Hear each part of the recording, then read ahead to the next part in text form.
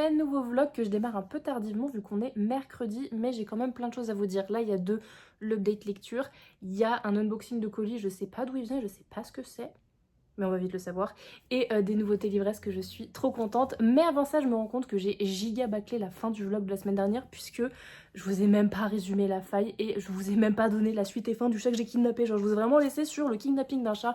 En fait, juste pour reprendre rapidement, parce que le vlog, pareil, c'était pas très clair. Avec mon chéri, en gros, le 22, le jour de mon anniversaire, on est allé au cinéma et au restaurant.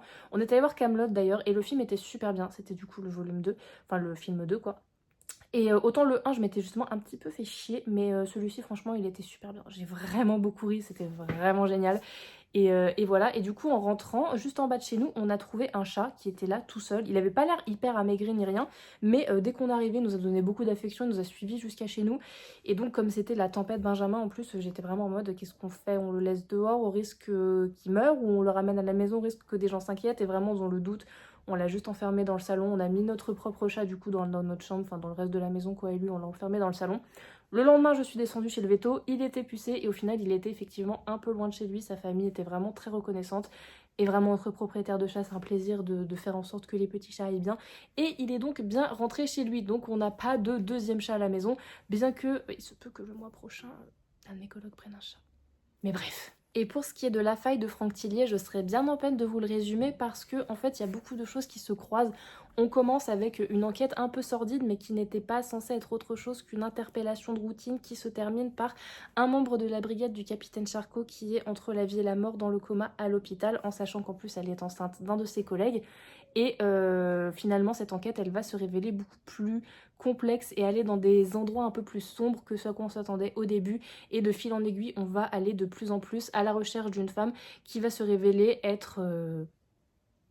Voilà, on sait pas. Plus sérieusement, je vais peut-être trouver mes mots, mais c'est une enquête qui va nous conduire un petit peu dans les bas-fonds, littéralement, puisqu'on va aller un petit peu dans tout ce qui est catacombes, mais dans les bas-fonds des croyances, dans les bas-fonds des angoisses, dans tout ce qui va être un peu spiritualité, religion, paranormal ou science, finalement, on sait pas. Est-ce que les phénomènes sont liés entre eux, ou est-ce qu'ils sont isolés, et où... Enfin bref, il y a vraiment plein de trucs comme ça, et vraiment, de bout en bout, on ne sait pas si... Est-ce qu'il y a bien à tout ça une explication rationnelle, ou est-ce que c'est l'œuvre de démons, c'est l'œuvre de choses en lien avec la religion, la spiritualité, etc. Donc vraiment, c'était incroyable. Et je vous en parle juste après, mais du coup, j'ai commencé un nouveau Franck Tillier. En attendant, je vais ouvrir ce colis parce que du coup, je sais pas d'où il vient. Enfin, d'habitude, en fait, je vois l'expéditeur. Enfin, c'est pas le nom direct de l'expéditeur, c'est un nom, je pense que c'est pas le nom de l'entreprise. Mais ça me dit un truc, mais je sais plus ce que c'est. Ça a le format d'un petit roman ou d'un manga, mais je pense que c'est un manga. Je miserais sur du mana. Je mise sur du mana, mais je suis vraiment pas sûre, donc on va bien voir. Et je sais pas si c'est un... Je pense que c'est un envoi un peu sauvage, je sais pas. Oh, Assassin's Creed Shadows, ouais c'est ça, tu vois, c'est du coup quelque chose de chez Mana Books. Un code offert pour débloquer... Oh, ça a l'air intéressant. Du coup, c'est le tome 1 de Assassin's Creed Shadows. Les légendes d'Iga. Alors, je suis pas très connaisseuse d'Assassin's Creed. J'avoue, j'avais demandé l'artbook à Mana, mais je suis pas très connaisseuse. Découvrez les origines de la confrérie des assassins du Japon. Donc écoutez, je l'avais pas du tout demandé, mais si jamais ça vous intéresse, si vous êtes fan de l'univers d'Assassin's Creed, Mana sort un manga où du coup, tu vas pouvoir découvrir les origines de la confrérie des assassins du Japon. Et je suis sûre que c'est très bien. En tout cas, si jamais ça t'intéresse, le tome 1 sort le 6 novembre et il sera au prix de 7,95 €. Et elle sera terminée en 3 volumes cette série, donc c'est plutôt cool. Mais voilà, si jamais ça t'intéresse, en plus il y a un petit truc que tu as droit à un code offert. Voilà, tu lis et puis si ça te parle, voilà. Mais dans tous les cas, voilà. C'était de chez Mana et en l'occurrence mon chéri m'a offert mes cadeaux d'anniversaire aujourd'hui. Puisque de toute façon c'était des trucs qui sortaient aujourd'hui, c'était pas avant, donc voilà. Le traditionnel, faut savoir que, je vous l'avais dit dans un précédent vlog, mais les Minalima je ne les achète jamais, je m'arrange toujours pour qu'on me les offre. Donc ça fait partie des trucs que vous me verrez normalement jamais acheter. Mais voilà, là du coup c'est Pinocchio et ma meilleure amie m'achètera Frankenstein. Normalement. Mais vraiment trop contente. Il est vraiment super beau, de toute façon les Minalima c'est toujours magnifique. Vous les voyez, ils sont tous là. J'ai pas les Harry Potter parce que ça m'intéresse pas, mais j'ai finalement tout ce qui est classique et conte et ils sont tellement beaux, vraiment, je suis toujours... En fait à chaque fois quand tu les déboxes pour la première fois, il y a des petits trucs cartonnés entre chaque truc et en fait c'est des pop-up. Et vraiment genre là par exemple, tu vois tous les trucs du Pinocchio sont articulés, etc. Donc c'est vraiment super beau.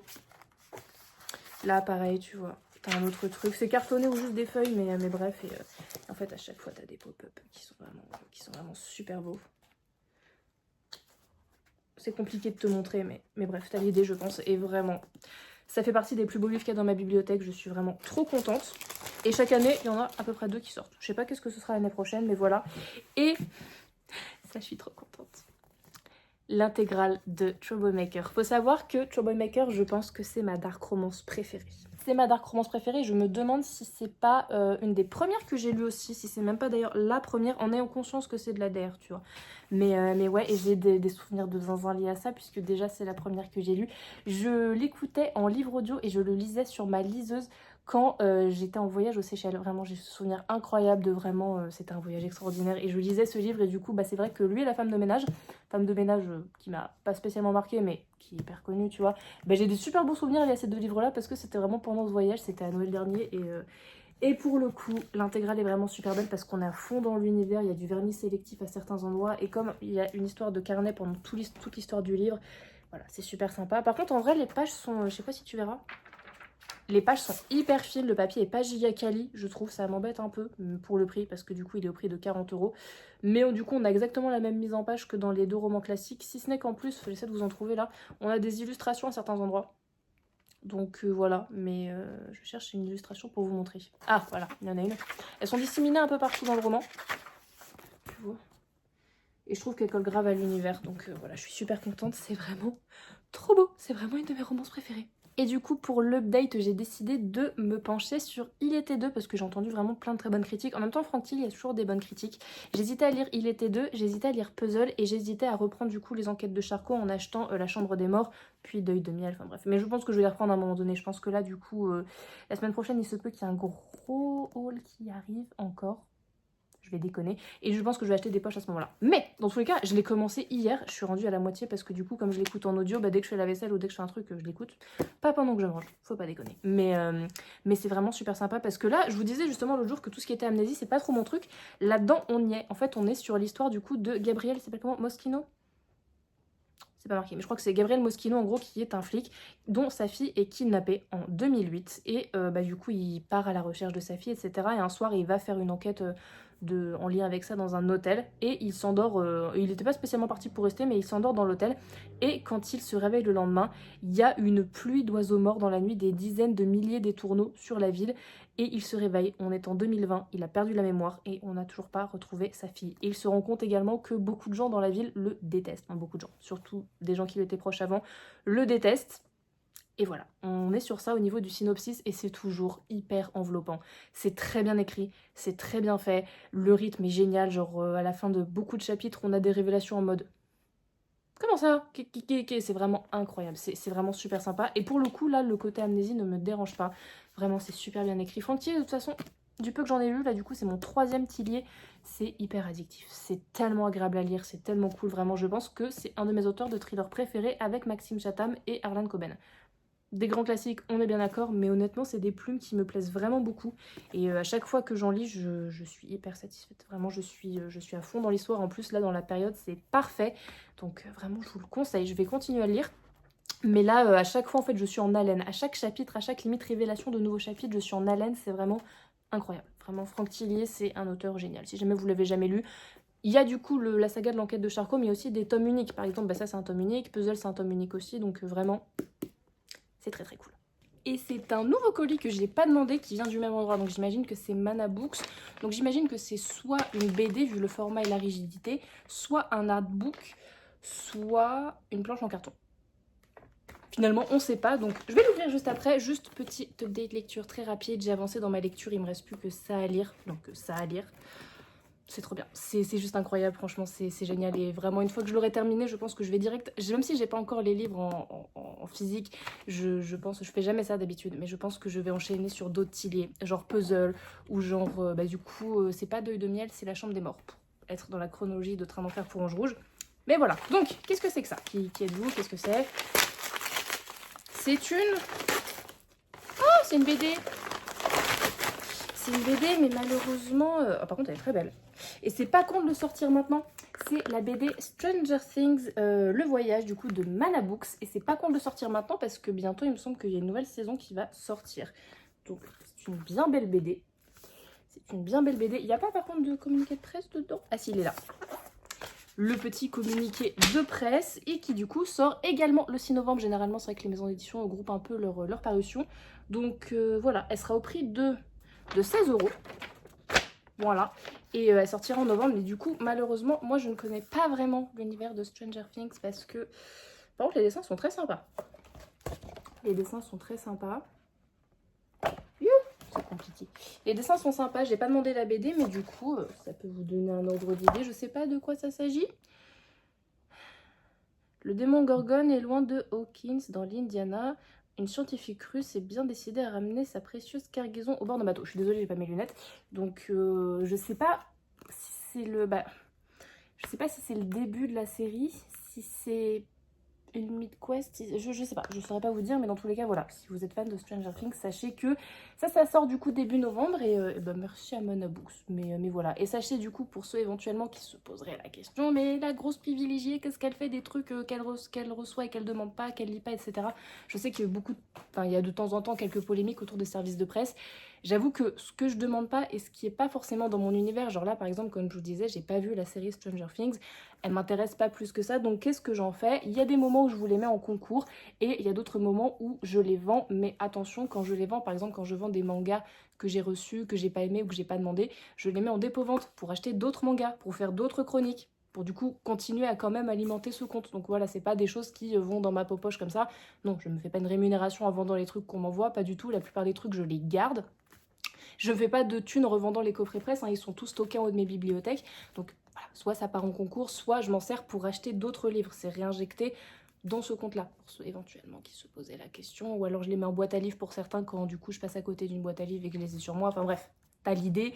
Voilà, c'est comme ça clarifie un petit peu le truc. Mais c'est vrai que c'est dommage parfois les envois sauvages comme ça qui sont pas demandés. Alors je comprends quand du coup il n'y a pas forcément de demande sur une parution ou si jamais il faut le faire comme maintenant du coup la promo de façon un peu plus massive de certaines parutions, je comprends, il n'y a pas de souci. Mais c'est vrai que là, je suis vraiment pas du tout le public type. Pareil du coup pour Assassin's Creed, j'ai pas joué au jeu. S'il y a une série, je l'ai pas vue. S'il y a des livres, je les ai pas lus non plus. Donc tu vois, je suis pas trop dans l'univers Assassin's Creed. Mais je vous en parle quand même comme ça, vous savez que c'est là, ça existe. Voilà. Dernier clip de ce vlog qui, je me rends compte, sera Vlacourt. Je suis désolée, mais ce sera peut-être un peu plus long la semaine prochaine. La semaine prochaine, au programme, normalement, mercredi, il y aura un assez gros haul. Mardi, je reçois un colis de chez Nice. Je suis trop contente. Et d'ailleurs, en parlant de colis, j'ai reçu un envoi sauvage, je pense, de toujours chez Mana, parce que c'est toujours le même... ouais, c'est toujours la même adresse. Et il est encore au format rigide. Et pour le coup, ça me paraît pas trop être plausible que ce soit une BD, donc je sais pas du tout ce que c'est. Si, ça... Ah non, c'est pas une... C'est quoi? Oh! Ok. Persona, le livre de cuisine officiel.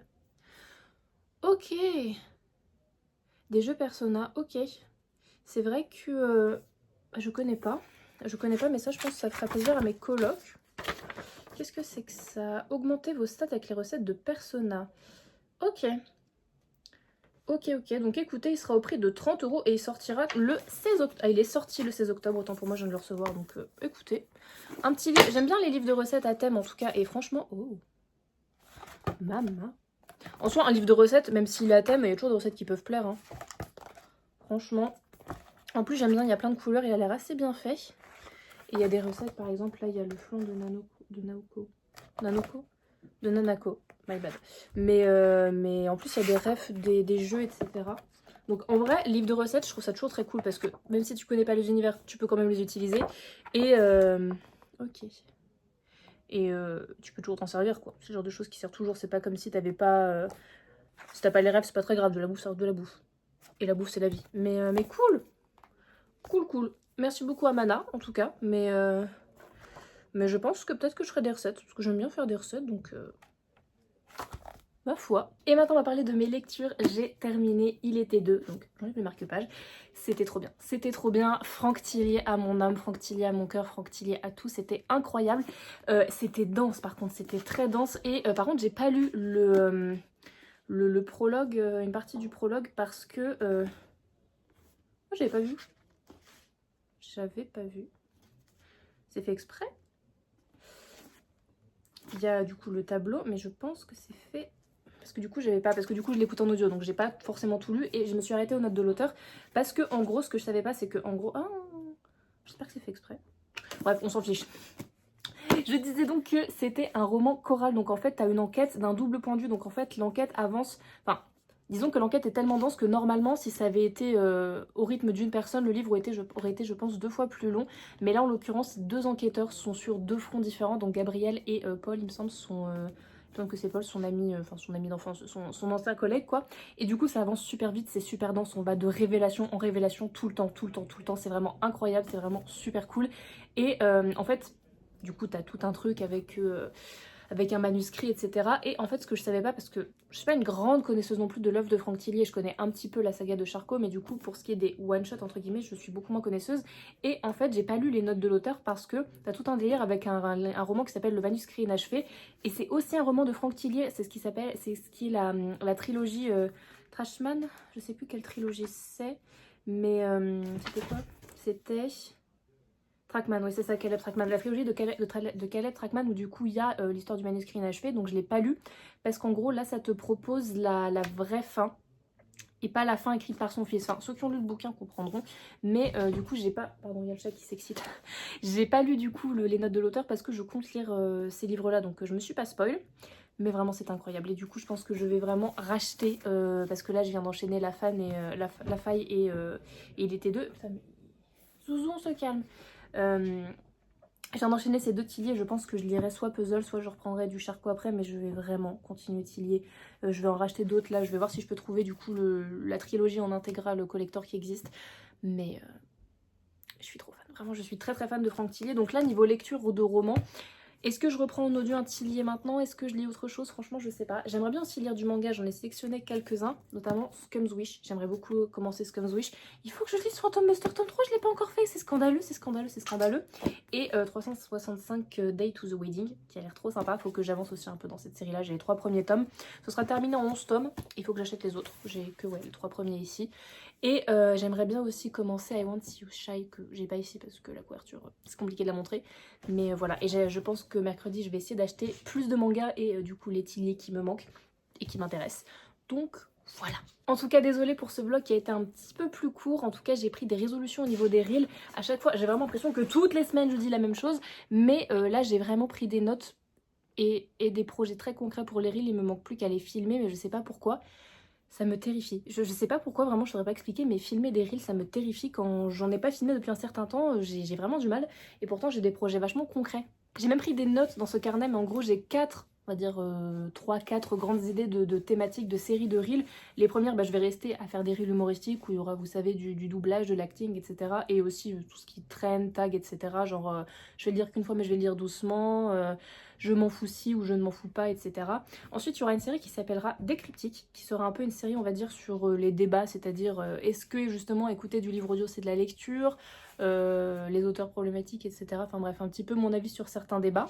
Une série qui s'appellera Entre cases et lignes, où du coup ce sera un peu plus de l'actualité littéraire, où en lien, par exemple là il y a une mise à jour sur Animal Crossing qui vient d'être annoncée, j'en toucherai peut-être 2 mots, désolé il y a une voiture qui passe juste en bas.